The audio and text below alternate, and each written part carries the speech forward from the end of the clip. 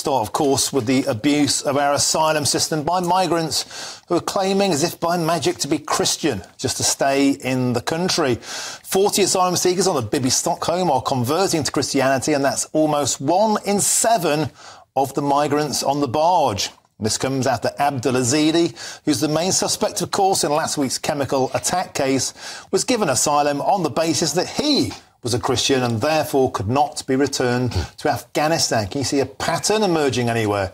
Well, I'm joined now in the studio by the Conservative MP for Ashfield, Lee Anderson.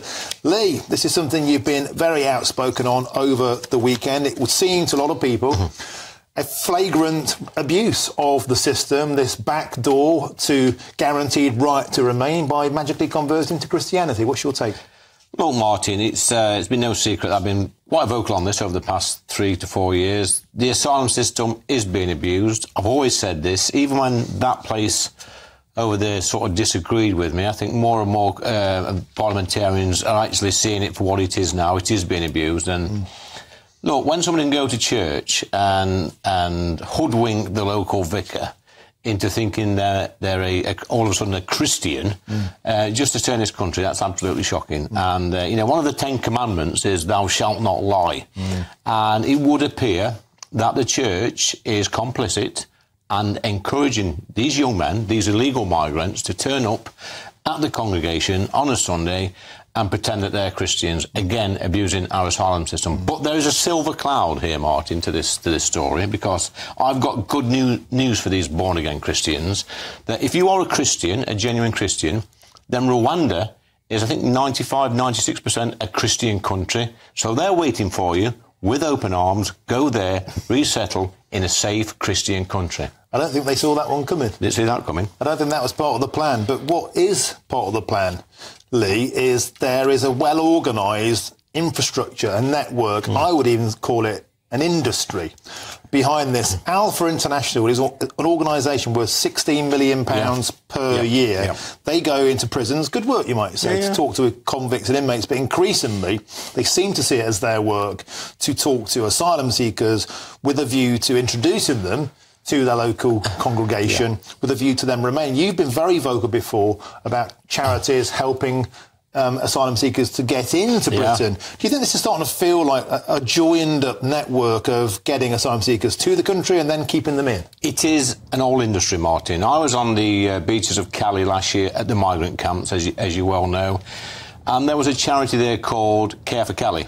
And they were encouraging these young men to the camps in France. They were feeding them, clothing them, giving them shelter. They was giving them new mobile phones, data. And the thing that shocked me the most was they've got little tents set up as schools teaching these young men how to speak English.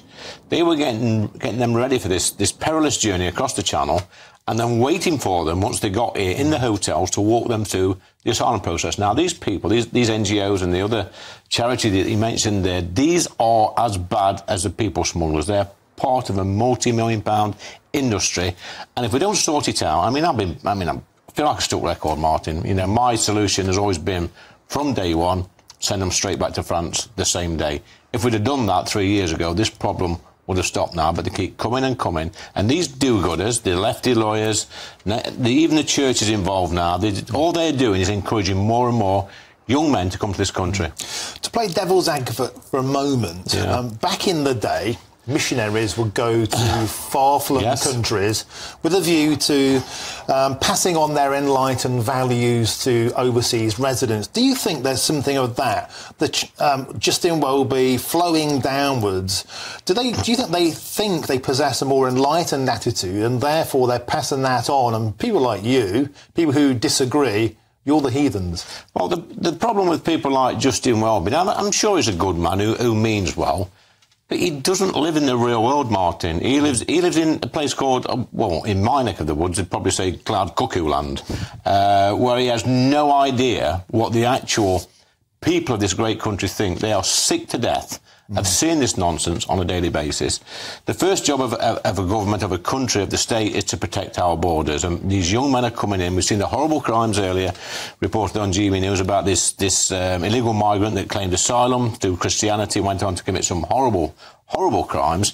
And people like Justin Welby, they sit there in their ivory towers thinking they're of a higher being, and thinking that they're doing good in this community. And we're not. What we're doing, Martin, it's important to say this, actually slowly we're sort of giving our country away to different cultures, different backgrounds, young men coming in that don't respect our values, they don't respect our heritage, our culture, certainly don't respect women. We've seen that recently. And when we see things go wrong, and we're seeing, unfortunately, more and more cases where things are going wrong. We saw the case of Abdelaziz, the chief suspect in this grotesque chemical attack, converted to Christianity. Yeah. Liverpool suicide bomber, he blew up that taxi outside the women's wing, the maternity ward, converted to Christianity. When we see incidents like this, Lee, do you think there's a case to be made that these bleeding hearts that are helping this process, they've got blood on their hands? Oh, of course they have. I mean, these people are, they're seeing the world through rose-tinted glasses, thinking that every single young man that arrives in the back of a lorry or on a boat are God-fearing people that's fleeing war or persecution, but they're not, Martin. I mean, from day one, I have said, because I spoke to these young men in the camps, they are economic migrants, and the reason we were getting so many Albanians over at one time, they were coming on small boats, Martin, paying up to £5,000, I think it is, to get here from Albania, when they could have got on a Wizz Air flight for 28 quid from Tirana straight into Luton. Now, there's a reason they were coming on small boats, is because they didn't want to produce their passport or any documents or any visa, because at that point we know who they are, where they're from, and what they've been up to in the past. Yeah. When you talked earlier, a minute ago, about you see the country slipping away. Yeah. What do you mean by that? You care to elaborate? A lot of people say the same thing, but So I was speaking to people at the weekend, and one person suggested to me that we're sort of giving the country away. And when you think about it, I found it very hard to disagree with that person, because, like I said, there's thousands of people coming in, both legally and illegally, from different cultures. And the ones that are coming on the small boats especially are coming from cultures where they don't respect our way of life. They don't even like our way of life. They certainly don't respect the way we treat our women and our children and everything else that goes in this great society of ours. And slowly but surely, people are waking up in this country and think to themselves, my goodness, what we're doing, this is not the country I was brought up in. And I'm quite nostalgic, Martin. I think to my childhood in the 70s in Ashfield, growing up, and I like that place. It got its problems, got a little bit of poverty and stuff like that. But I like that place. I like that place, which respected our history, which respected our culture, that sat up and stood up, and sang the national anthem and waved the flag, during celebrations, stuff like that. I just feel, and I'm sure there's many people around the country feel exactly the same way as me, that I want to bring that back. A lot of people say, of course, mass legal and illegal migration has happened on the Conservative Party's watch. It has. It's happened on everybody's watch. There's no excuse for any political party in this country. Election after election, we keep saying we're going to control immigration, and we don't. And some people over there will say, well, it's good for the economy. It's not good for the economy, Martin. If you bring more people in, yes, we'll make more stuff. But I always taught, basic economics is the way that you become more productive as a business and ultimately a country is if you produce more with less people. That's just simple. That's quite basic. And tell that to the people in Ashfield who's waiting for a doctor's appointment or a dental appointment, or who's just had that knee operation cancelled for the second time. They won't agree with that. Do you think part of the problem, Lee, is this kind of divorce from reality that a lot of senior parliamentarians, lawyers might have? For example, chances are they don't live in an area where they can't get a GP appointment, they can't get a dentist appointment, a school place, and it's not suppressing their wages if they're a plasterer or a bricklayer. Yeah. There's a huge disconnect between the average working class person out there and the people running the country. It's the same as we just spoke about, Martin, with the Archbishop of Canterbury. They do not live in the real world. I work in that place over there, and I'm sure, that a lot of them MPs in there, of all parties, don't live in the real world. They don't live on that terrace street in Ashfield.